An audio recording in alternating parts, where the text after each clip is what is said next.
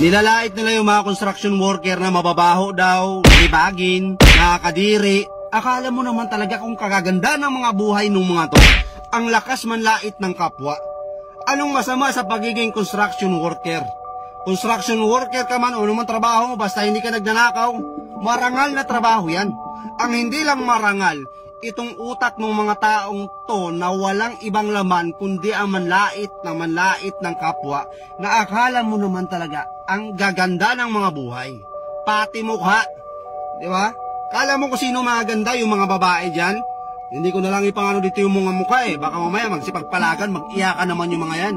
Yung mga babaeng diring-diri sa mga construction worker na lagi na lang pinupost sa TikTok, kahit dito sa Facebook, na pass sa mga construction boy. Nakakadiri sila, ang babaho nila. May mga vlogger dyan, kilala nyo na yan, kahit di ko nasabihin, napanood nyo rin naman yan. Grabe, diring-diri, wow ha. Eh di sana kayong gumawa ng mga bahay ninyo. Ayaw nyo pala nandidiri pala kayo sa mga construction worker. Kayong gumawa. Tingnan natin. Masyado kayong magagaling sa buhay ha?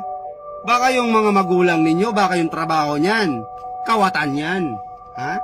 Baka yung pinapakain sa inyo ng mga magulang nyo, ang ganda ng trabaho ng mga magulang nyo, pero lakas naman mangawat. Ha? Ang lakas mangutong sa kaba ng taong bayan.